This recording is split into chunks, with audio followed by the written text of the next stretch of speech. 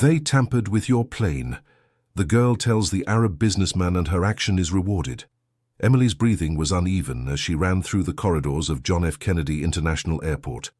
Her worn-out sneakers made noise against the cold floor as she tried to catch up with the man in traditional white clothing, walking toward his private jet. She knew she had only seconds before he boarded and disappeared forever, taking with him the possibility of a disaster only she had witnessed. The businessman Malik Rahman stopped when he heard the desperate shouts behind him. He turned around with irritation, expecting to find yet another pushy vendor or beggar, but encountered a girl of about 12 with messy brown hair and green eyes that shone with an urgency he couldn't ignore. Her clothes were simple, a brown jacket already worn by time, but there was something in the determination of her gaze that made Malik hesitate. "Sir, please, listen to me." "They tampered with your plane," shouted Emily, still panting. "I saw everything, I swear I did." Malik sighed impatiently. He had an important meeting in New York and couldn't be late. "Girl, I don't know who you are, but I don't have time for games. My plane was inspected by the best technicians." "It wasn't a game." Emily held his arm with surprising strength for such a skinny child. "I work here with my father. He's a mechanic. I saw 2 men tampering with the air conditioning system of your plane. They weren't from the official team. They did something to the ducts and ran off when someone approached." Something in the girl's desperate sincerity made Malik stop completely. He had built his business empire by learning to read people, and there was something in those green eyes that screamed truth. During his 45 years of life, especially the last 20 dedicated to business, he had developed a sharp instinct for detecting when someone was lying. This child wasn't lying. "Where exactly did you see this?" he asked, his voice losing its initial irritation. "In Hangar 3.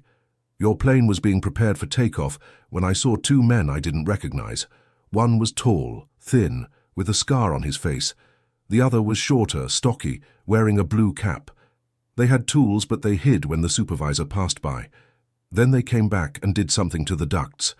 I was helping my father organize the parts and saw everything from a distance." Malik looked at his assistants, who were waiting impatiently near the plane. The girl's description was too detailed to be made up. He made a quick decision. "Show me where this happened." Emily nodded energetically and started walking toward the hangar. Along the way, Malik observed the girl more closely. Despite her age, she moved through the airport with the familiarity of someone who knew every corner of the place. She greeted employees by name, knew exactly where to go to avoid crowded areas, and showed surprising technical knowledge about aircraft. "How long have you been working here?" Malik asked as they walked. "Since I was 8. My father, David Michael, has worked in maintenance for 15 years. After my mom after she left us, I need to help him with everything. He taught me everything I know about planes." Malik noticed her hesitation when she mentioned her mother, but didn't press further.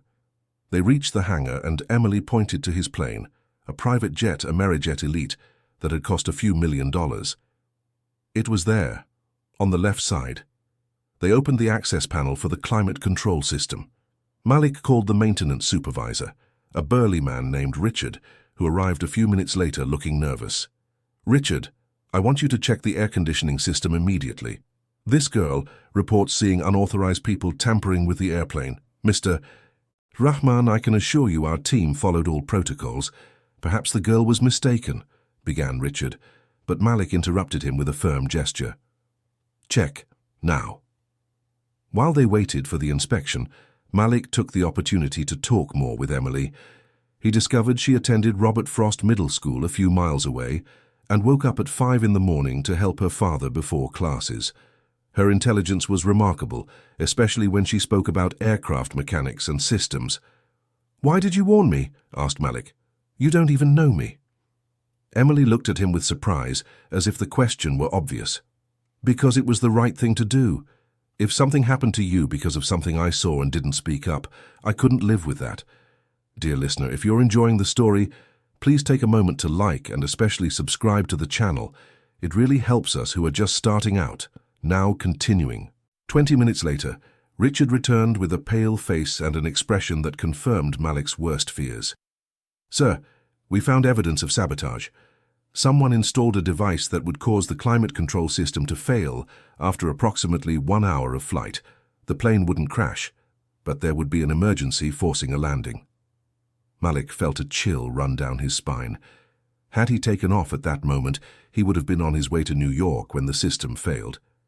He would have been forced to make an emergency landing, thus missing the most important meeting of the month, a negotiation worth $50 million. "Who had access to the airplane?" he asked in a controlled voice, but Emily could see the anger in his eyes. "Only the authorized crew, sir.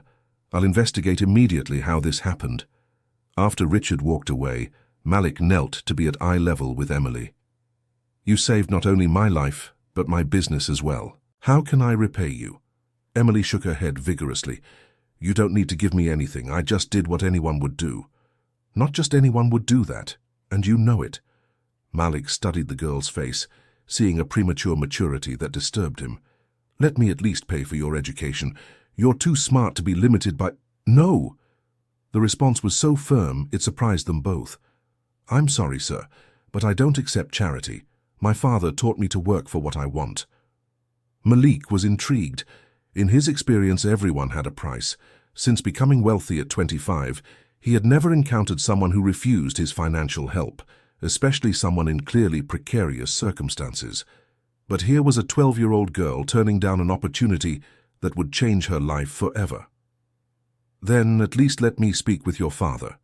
I want to meet the man who raised such an honest daughter." Emily hesitated for a moment, then nodded. "He's in the maintenance sector now, but sir, he doesn't know I walk around here alone during his work hours. He thinks I stay in the break area studying." "Why do you walk around alone?" "Because I need to learn. I want to be an aeronautical engineer one day. By watching the mechanics work, I learn things that aren't in books." Malik smiled for the first time since arriving at the airport that morning. The girl's determination reminded him of himself in his youth, when he left a poor family in Dubai to build his commercial empire. They found David Michael in the main hangar, working on the maintenance of an Aero Systems Corp. He was a thin man, about 40 years old, with prematurely graying hair and hands calloused from decades of manual labor. When he saw his daughter accompanied by a stranger in Arab garments, his face tightened with worry. "Emily, what are you doing away from the break area?" he asked with a stern voice, but Malik could perceive the love and protection behind the scolding. "Mr. David Michael," Malik introduced himself before Emily could respond. "My name is Malik Rahman. Your daughter just saved my life and possibly my business." David stopped working and looked alternately at Malik and Emily, trying to process the information. Malik told the whole story of the sabotage, watching as the mechanic's face shifted from concern to pride, and then to a deep sadness. "Mr. Rahman," David finally said, "I appreciate your words about my daughter. She is indeed special. But if there's sabotage happening here, that means dangerous people are involved. Emily, you promised you would stay safe." "Dad, I was safe. I only watched from a distance and—" "No." David was clearly upset. "You don't understand the risks. If these people find out you saw them, our family could be in danger." Malik realized the situation was more complex than he had initially thought. "Mr. David, I can assure you that I will take all necessary measures to protect your family. Your daughter did something courageous and right." "With all due respect, sir," David wiped his hands on a dirty rag, "you don't understand how things work here. There are powerful interests involved in the upkeep of this airport. If someone is sabotaging planes, it's because there's a lot of money behind it. Simple folks like us can't get mixed up in this." "Dad, but we can't let people be in danger," protested Emily. "Daughter, the world isn't like in the movies. Sometimes doing the right thing means putting our family at risk, and I can't lose you too." The two slipped out before David could control himself, and Malik saw the pain that crossed both their eyes. There was a story there, a loss that still bled. "Mr. David," Malik said carefully, "I understand your concerns, but I want you to know that I have the resources to ensure nothing happens to your family. And more than that, I have a moral obligation to protect you after what your daughter did for me." David looked at Malik with distrust. "You owe us nothing. Emily did what she thought was right, and that's it. We don't want to be involved in this any further." "But Dad, Emily, enough! Go to the break area now, and I don't want you walking around here alone anymore." The girl obeyed reluctantly, but before leaving, she looked at Malik with an expression that mixed determination and pleading. Malik understood the silent message. After Emily walked away, Malik tried to convince David to at least accept some protection, but the mechanic was unyielding. "Mr. Rahman, I know your intentions are good, but you know our reality better than we do. The best protection for my daughter is for her to stay invisible. Rich people like you can fight injustices because you have power. People like me can only try to survive without bothering anyone." Malik left that encounter deeply disturbed. David's resignation reminded him of something he'd rather forget, the feeling of powerlessness he felt in his youth when he lost important people because he didn't have enough power to protect them. That night, in his suite at the Plaza Hotel, Malik couldn't sleep. The image of the brave girl and the resigned father haunted him. He had built his fortune precisely so he would never feel powerless in the face of life's injustices again. How could he simply leave and forget those people? The next morning, before returning to the airport, Malik made some calls. He discovered that Richard, the maintenance supervisor, had suspicious connections with a competing airport services company. The sabotage was part of a scheme to discredit the current maintenance company and open the door for new contracts. When she arrived at the airport, Malik looked for Emily and found her in the lounge area, studying from a well-worn math book. She looked up as she saw him approach. "Mr. Rahman, didn't you travel yesterday?" "I cancelled the meeting. There were more important matters to handle here." Emily closed the book and looked at him curiously. "What kind of matters?" "I found out who was behind the sabotage, and you were right to worry about your father. The situation is more dangerous than we thought." The girl's face paled. "What do you mean?" Malik sat in the chair next to her. "Richard, the supervisor, is being paid by a rival company to cause problems with the maintenance. The goal is to force a change in the company responsible for the services. Your father might be in danger because he knows the operations too well. We have to warn him. I already tried to talk to your father yesterday, but he doesn't want to get involved. Emily, I need you to understand something. Sometimes the people we love make decisions we don't agree with, but they believe are the best to protect us." Emily stayed silent for a few moments, processing the information. "My father always says life has already been too hard for our family. He thinks if we don't bother anyone, we'll be safe. Tell me about your mother, if you want, of course." Emily's eyes filled with tears, but she took a deep breath before speaking. "She was a teacher. She always said we had to fight for what's right, even when it's hard. But 3 years ago, she found out the school principal was embezzling money from the school lunch program. She reported it, even when my father begged her not to get involved." Malik waited patiently as Emily gathered the courage to continue. "After the report, she started getting threats. My father was desperate and pleaded with her to drop the complaint.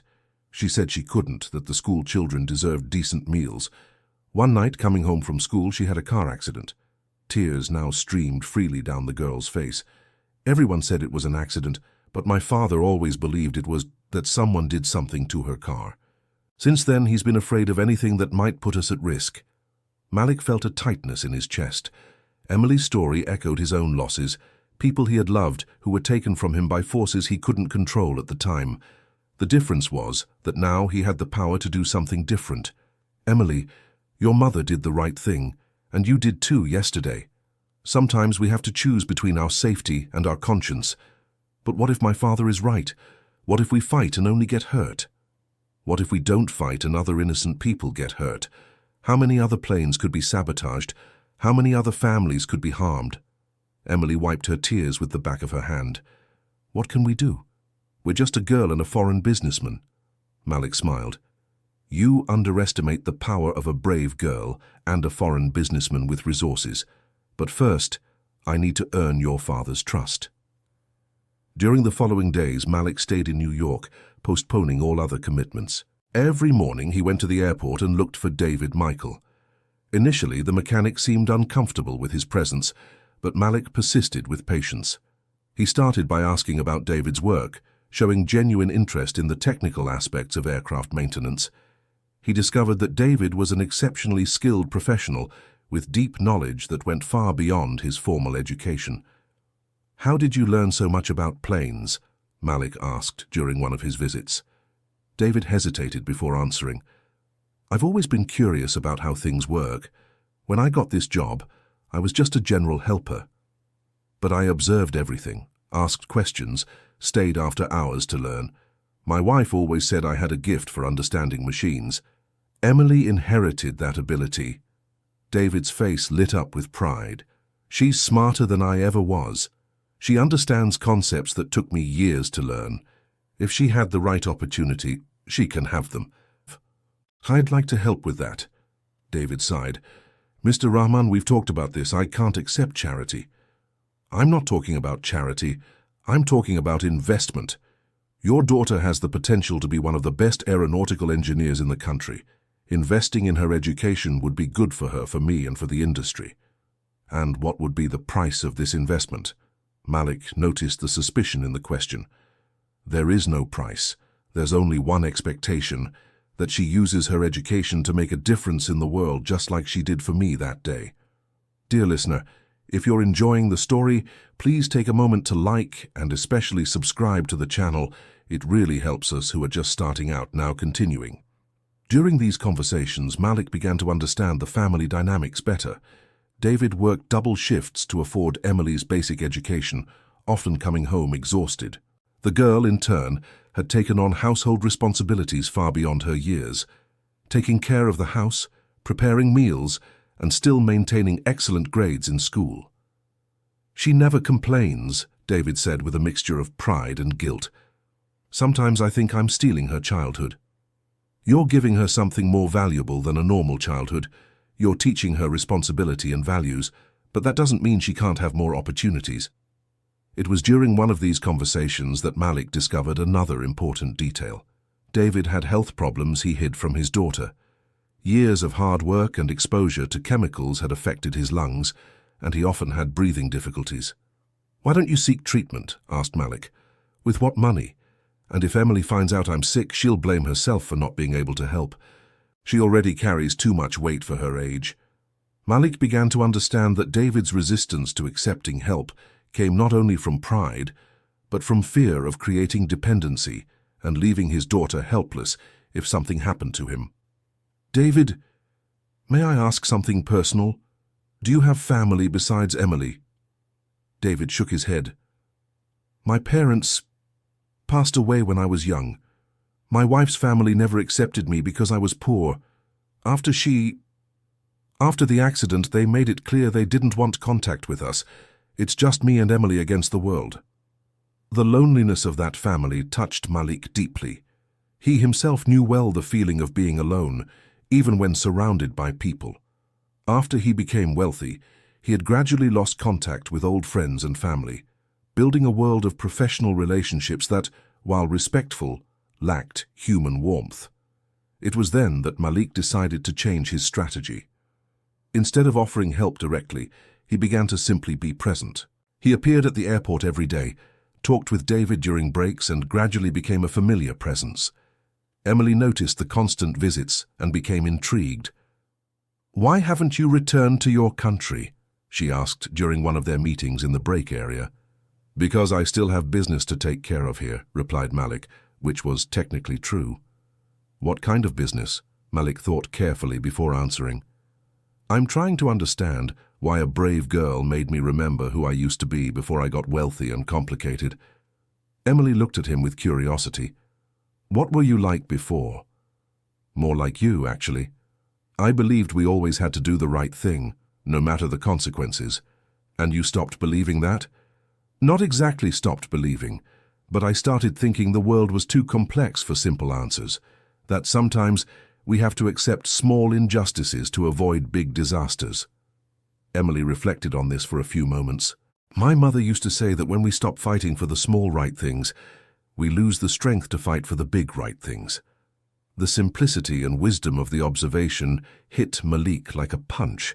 For years, he had justified questionable moral compromises in his business as necessary for the greater good.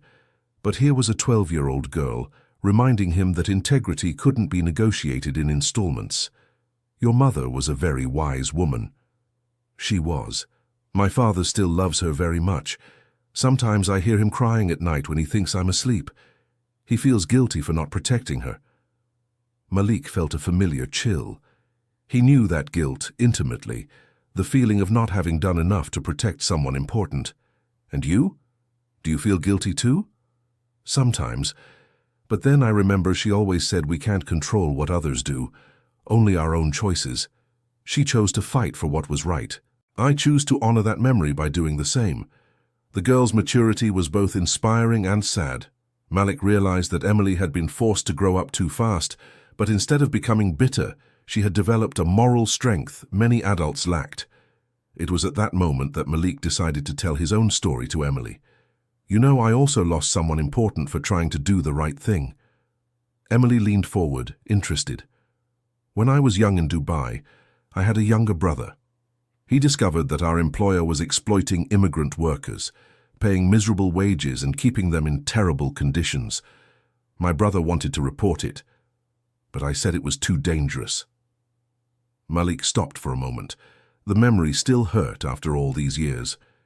"He disobeyed me and made the report anyway. The employer had powerful connections. My brother was deported on a false charge, and I never saw him again." "Did you try to find him?" "For years. But when I finally had the resources to search properly, I discovered that he was no longer here to be found." Emily was silent for a few moments. "Do you blame yourself for not supporting him?" "Every day. Since then, I promised myself I would never let fear stop me from doing the right thing again. But over the years, I broke that promise in small ways, until I almost forgot who I used to be." "Until I showed up shouting about your plane," said Emily with a small smile. "Exactly. You reminded me that some things are worth more than our personal safety." From that day on, the relationship between Malik and the family changed. Emily began to see Malik not just as a rich businessman, but as someone who understood loss and redemption. David, in turn, gradually lowered his defenses as he realized Malik wasn't trying to buy their loyalty, but genuinely cared about them. During his daily visits to the airport, Malik began to notice details that bothered him. David sometimes seemed pale and tired beyond normal. Emily often ate only a simple snack all day. Their clothes, although always clean, showed signs of heavy wear. But Malik had learned that direct offers of help would be rejected, so he started forgetting things. He forgot elaborate snacks in the rest area where Emily studied. He forgot headache medicine where David might find them when his breathing difficulties manifested as migraines. Emily always tried to return the forgotten items, but Malik insisted she keep them. "I can't bring food back to the hotel. It's wasteful to throw it away." Gradually, Malik also began involving David in his investigations into the sabotage. They discovered the scheme was more extensive than they initially imagined. Richard wasn't just a corrupt supervisor. He was part of a network that included several airport administration employees. "How can we expose this without putting my daughter in danger?" David asked during one of their conversations. "By gathering solid evidence first, and ensuring we have proper protection when presenting it." David reflected on this. "Mr. Rahman, may I ask why this is so important to you? I mean, you've already uncovered the sabotage on your plane. Wouldn't it be simpler to just use another airport?" Malik considered the question carefully. "Because I've learned that some things are more important than convenience or even personal safety. Your daughter taught me that." Over the following weeks, Malik and David worked discreetly to document maintenance irregularities. David, with his technical experience, could identify shoddy work or subtle sabotage that would go unnoticed by less trained eyes. Malik, with his resources, could pay for proper investigations and documentation. Emily, initially kept out of the investigations by her father's insistence, gradually became involved when they realized her exceptional memory and observation skills were too valuable to ignore. "She notices things even I wouldn't," David admitted. "She has an eye for detail that's almost supernatural." It was during one of these investigations that they discovered Richard was planning something bigger. Through Malik's contacts, they learned a major airline was considering an exclusive maintenance contract with the airport. If significant safety issues arose, the contract would be cancelled, opening the door for Richard's rival company. "Are they planning to sabotage a commercial flight?" David asked, horrified. "We don't know yet, but evidence suggests something big is being planned for next week." That's when Emily made an observation that changed everything. If they want to make the current company look incompetent, they don't need to cause an actual accident.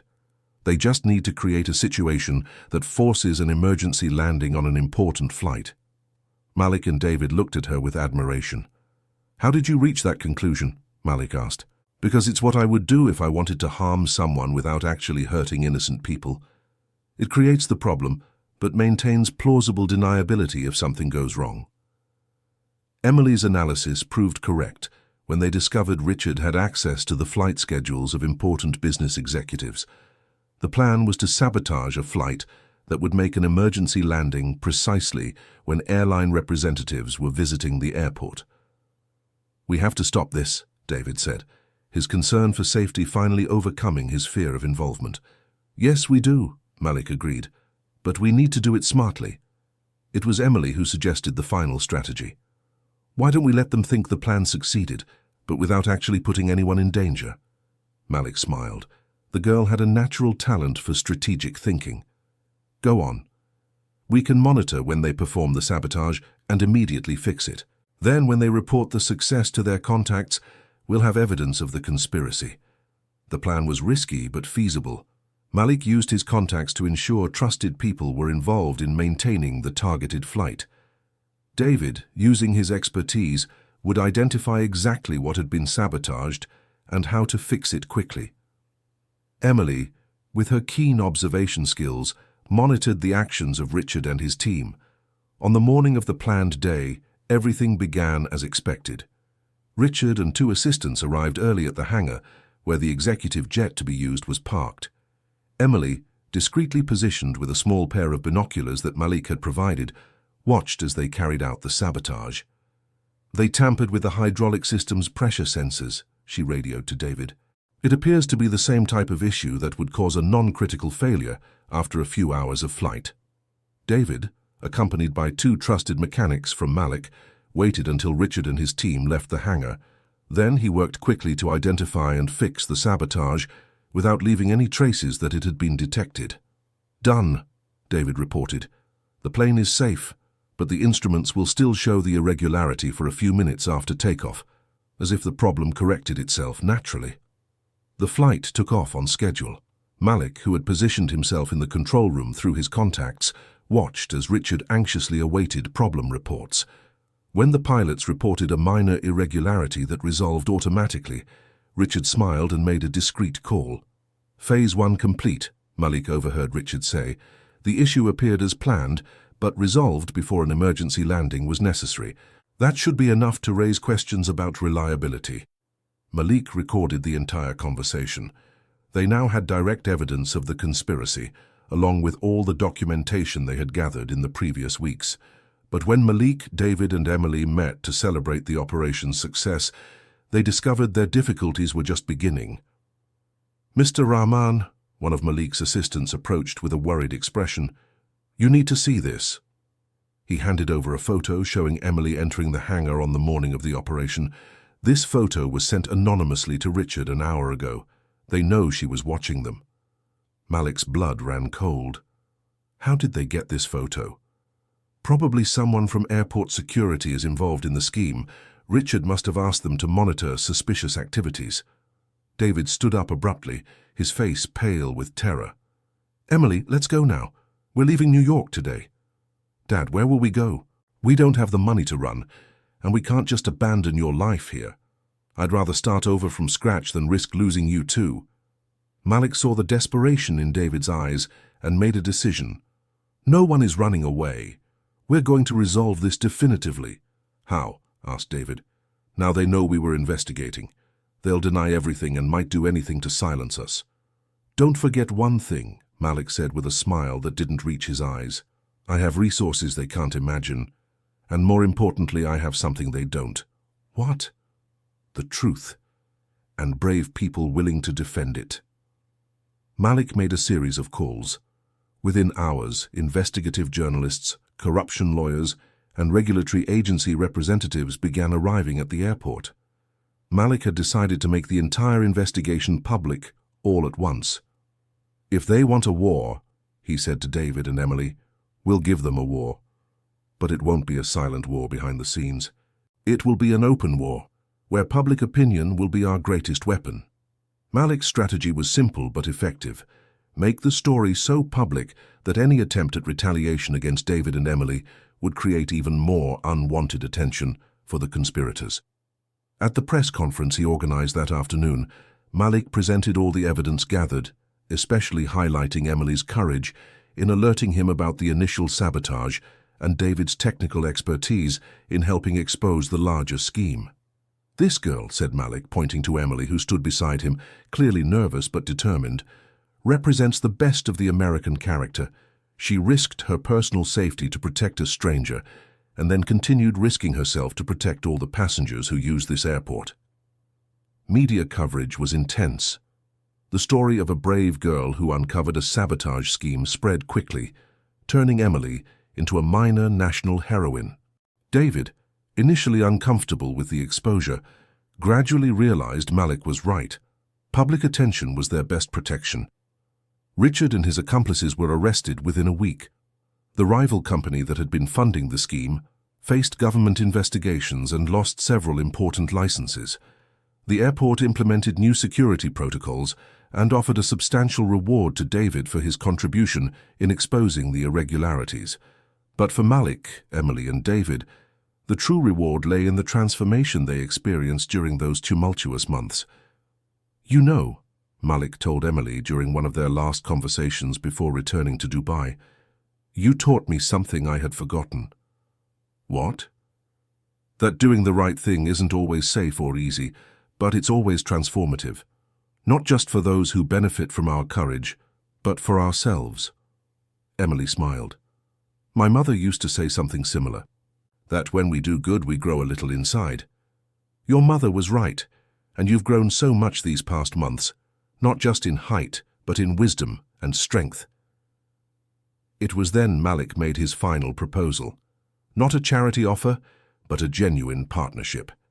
"Emily, David, I want to propose something. I'm establishing a foundation in the United States focused on technical education and professional integrity. I need people of integrity to help run it. David, I'd like you to consider being our technical director. Emily, I'd like you to be our first scholarship recipient, not as a favor, but because I believe you can help set the standards of excellence we want to establish." David looked at his daughter, seeing the sparkle in her eyes. "Is this what you want, honey?" "I want to study and become an engineer. But more than that, I want to help others have the same opportunities Mr. Rahman is offering me." Malik smiled. "So are you willing to embark on this adventure with me?" "We are," replied David, finally allowing himself to believe in a brighter future. Dear listener, if you're enjoying the story, please like and especially subscribe to the channel. It really helps us who are just starting out. Now continuing, 2 years had passed since that fateful day at the airport. The Rahman Foundation for Integrity and Technical Education had become a national reference, offering scholarships and training programs for low-income youth interested in technical careers. Emily, now 14, was in her second year of technical high school for aeronautics, maintaining the highest grades in her class. More than that, she had become a respected speaker at events about professional integrity, sharing her story to inspire other young people. David, as the Foundation's technical director, had developed innovative programs combining technical education with ethical training. His health had improved significantly since he started receiving proper medical treatment, and he had discovered a passion for teaching he never knew he possessed. Malik divided his time between Dubai and New York, discovering that his businesses thrived when conducted with the principles Emily had reminded him of. He had reconnected with values he thought were lost forever, and this was reflected in every area of his life. But the most profound transformation had occurred in his personal relationships.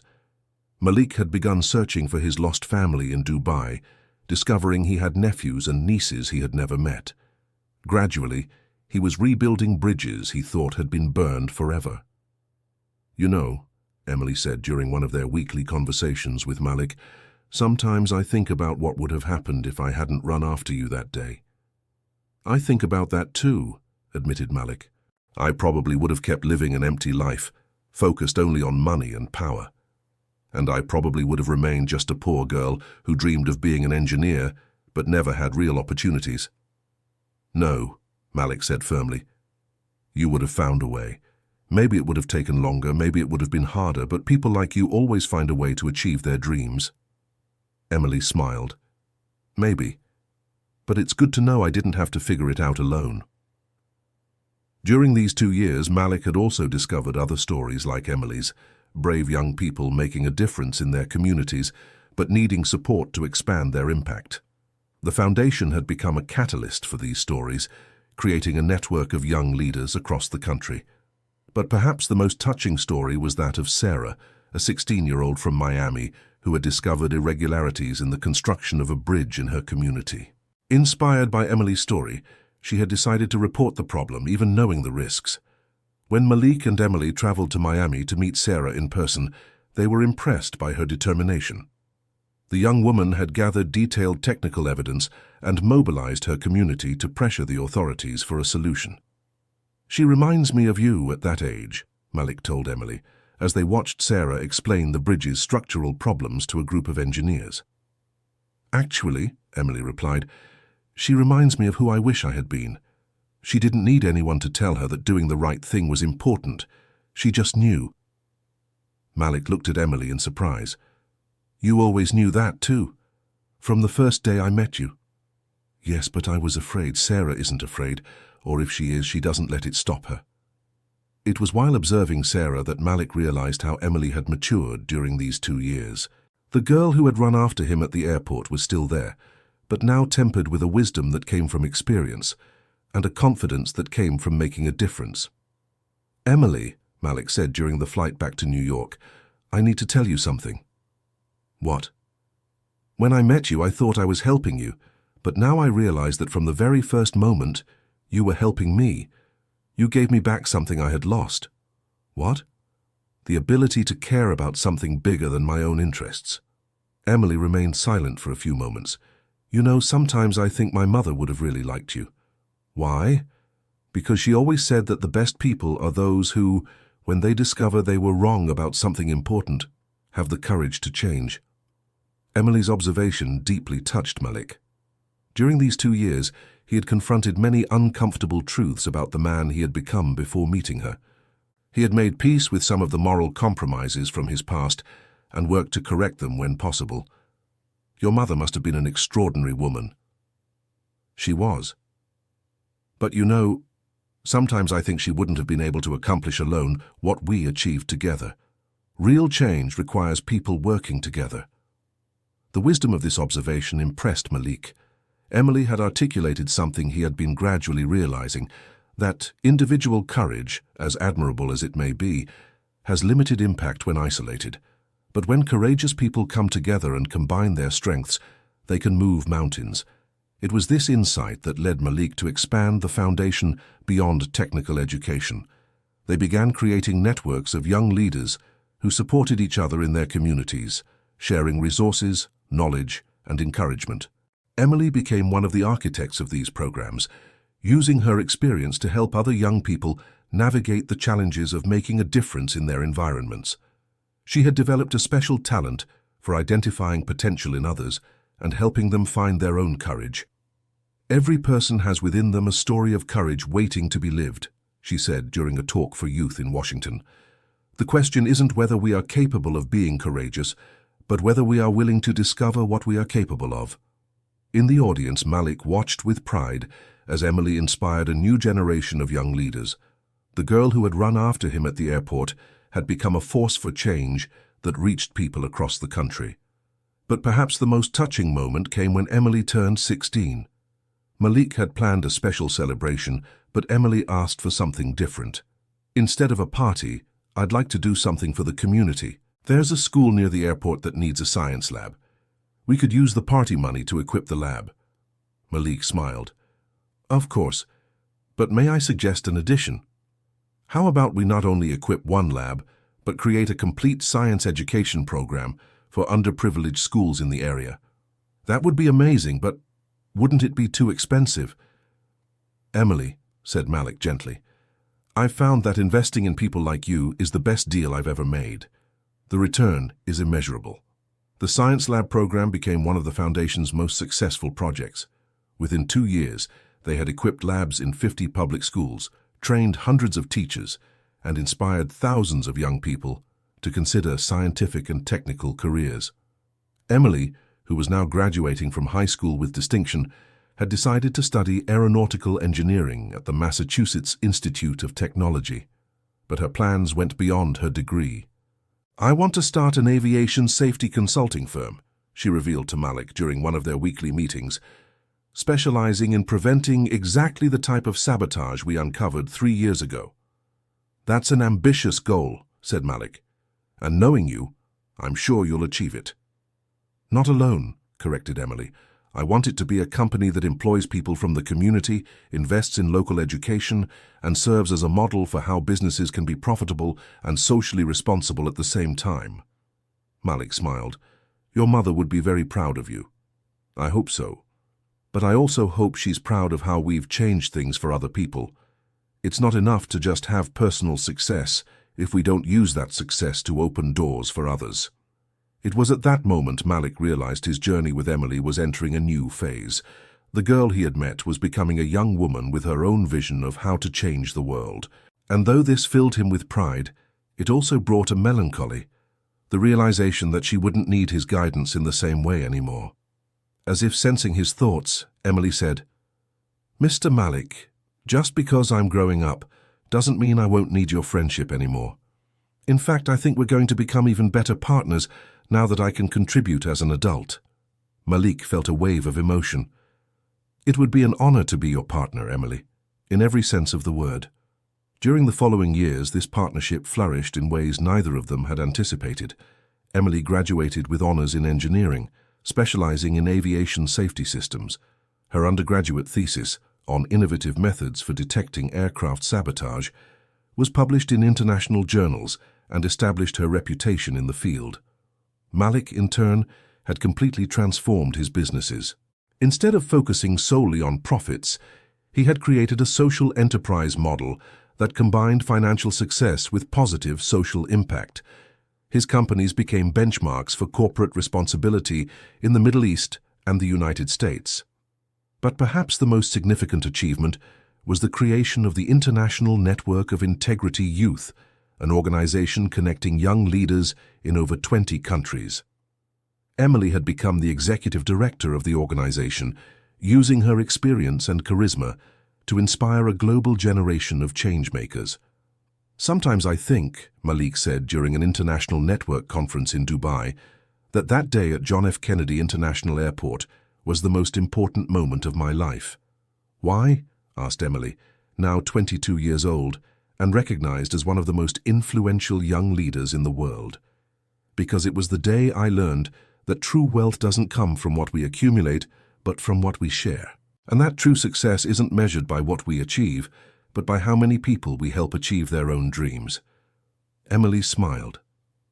And I learned that courage isn't about not having fear, but deciding that some things are more important than our fear. In that moment, surrounded by hundreds of young people from different countries, cultures, and backgrounds, all united by their commitment to integrity and social justice, Malik and Emily realized their story had become something much bigger than they had imagined. You know, Emily said, sometimes I think about what my mother would say if she could see all this. What do you think she'd say? That a small seed of courage, planted in the right place at the right time, can grow into an entire forest. Malik looked around the room, seeing young people from all corners of the world sharing their stories of social transformation, and knew Emily's metaphor was perfect. What had started as a simple act of courage, a girl warning a stranger about danger, had multiplied into countless acts of courage and kindness around the world. But the story hadn't ended yet. In fact, Malik was beginning to realize it might never end. Every young person they inspired would inspire others, creating concentric waves of positive change that spread indefinitely. During a visit back to John F. Kennedy International Airport, 5 years after the incident that changed their lives, Malik and Emily found a commemorative plaque installed where everything had begun. The plaque told the story of the discovery of the sabotage and highlighted the importance of civic courage. "It's strange to see our story become part of the official history of this place," Emily commented. "Do you think it will inspire other people?" "I hope so. But more than that, I hope it inspires people to write their own stories of courage." It was then that a girl approximately the age Emily had been when everything started approached them. "Are you the people from the plaque?" she asked shyly. "We are," Emily replied with a warm smile. "I really wanted to meet you. My name is Jessica, and I saw something I shouldn't have seen at school, something that could harm other children, but I'm afraid to speak up." Malik and Emily exchanged a meaningful look. "Jessica," said Emily, crouching down to the girl's eye level, "would you like to tell us what you saw? Maybe we can help you decide what to do." And so, in front of the plaque that told her own story, they began helping Jessica write hers. The cycle continued as Malik and Emily knew it always would. "You know," Malik murmured to Emily as they listened to Jessica tell her story, "I think I understand now why your mother was willing to take risks to do the right thing." "Why?" "Because she knew she wasn't just protecting the children at that specific school. She was protecting all the children who would come after, including you." Emily felt tears forming in her eyes. "And now we're doing the same thing for Jessica and all the Jessicas who will come after her." "Exactly. That's what leaving a legacy means, not just what we build during our lifetime, but how we prepare the ground for others to build even more." That afternoon, Malik, Emily, and David, who had joined them for the nostalgic visit, helped Jessica develop a plan to safely report what she had witnessed at school. Using lessons learned during their own experience, they ensured Jessica had all the necessary support and protection. 6 months later, the irregularities at Jessica's school had been exposed and corrected, and she had been accepted into the Foundation's youth leadership program. The cycle had once again completed itself.